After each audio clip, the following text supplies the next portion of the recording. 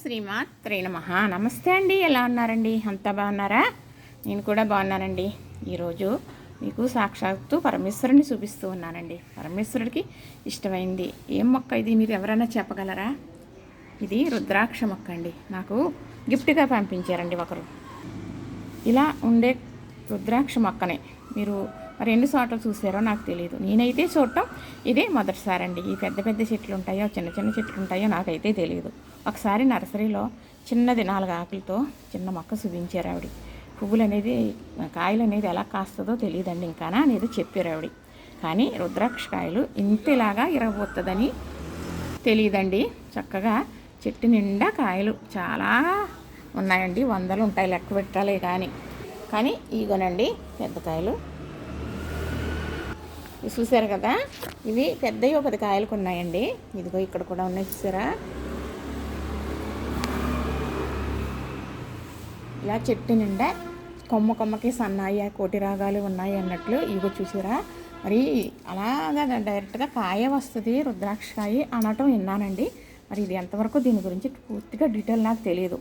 చెట్టు అయితే చాలా బాగుందండి. అంటే ఎవరికి ఏది ఇష్టమో అది గిఫ్ట్గా ఇస్తారండి ఒక్కొక్కరు.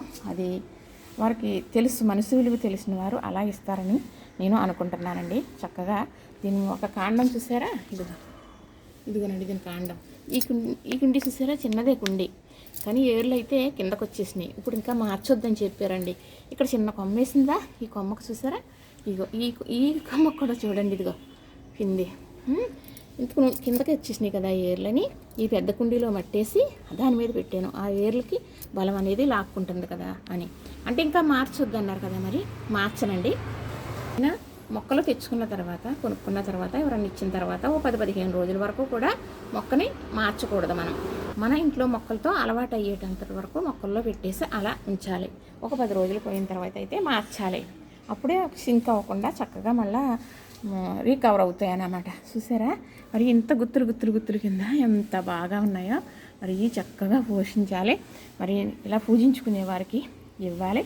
కానీ ఈ కాయల విధానం, మరి పెరుగుదల, మరి ఎలా తయారవనివి అనేది తప్పనిసరిగా మీకు ఎప్పటిదే అప్పుడు కాయ ఎలా అయ్యింది, మరి రుద్రాక్ష అయిన తర్వాత కానీ ఇది ఎలా ఎప్పటికి ఏదవుతుందో, మరి ఇలాగ పువ్వులుగా ఇడుస్తాయా కాయలుగానే ఉంటాయా ఏంటనేది మీకు మళ్ళీ నేను వీడియోస్ చేసి పెడతానండి. మరి నేనైతే ఇలా కాయలతో ఉన్నది కానీ మామూలు పెద్ద మొక్కలు కానీ కూడా నేను ఎప్పుడు చూడలేదండి. మరి చాలా రకాలుగా ఉంటాయి కాబట్టి చూసి ఉండొచ్చు. కానీ ఇది చూస్తే నాకు చాలా ఆనందంగా ఉందండి.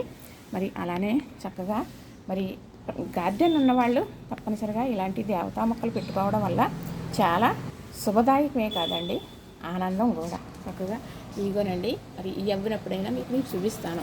ఇదేదో మామిడికాయలు గుత్తులాగా ఉంది కదండి, అలానే ఇది కూడా అలానే ఉంది కదా. ఇదిగోనండి లోపల చూసారా, అయిగోనండి ఇవి కొంచెం ముడుకు పెట్టినట్టుగా ఉన్నాయి, అది దుమ్ము పెట్టినట్టు. ఇవన్నీ కూడా చిన్నవండి. నేను మరి ఒక రకంగా ఏం చెప్పాలో తెలియదు, చిన్న కొమ్మ ఎరగొట్టేసుకున్నానండి. ఏదో చూసారా అంటారో అలాగా ఎరగొట్టేసుకున్నాను అనమాట. చక్కగా ఇవ్వనండి, ఇవన్నీ కూడా రుద్రాక్ష కాయలే. చూసారా, పిందులు అంటండి చిన్నగా ఉన్నాయన్నమాట. మరి ఇలా చూపించాను కదా మీకు. దీన్ని తయారయిన తర్వాత మీకు చక్కగా చూపిస్తాను. దీనికి ఏం పెద్దవి ఏం అవసరం లేదా అన్నాడండి ఆ ఇచ్చిన అబ్బాయి. కొంచెం హెచ్ఎం సాల్ట్ వేయమన్నాడు. నెలకొకసారి నీటిలో కలిపి హెచ్ఎం సాల్ట్ అంటే అది అలాంటి ఇది నేను ఎప్పుడు వాడలేదండి ఇన్ని మొక్కలు పెట్టుకున్నా కానీ. మరి వేయమని అడమంటండి, అలా వేస్తే సరిపోతుంది, ఏం అవసరం లేదని చెప్పాడు అన్నమాట.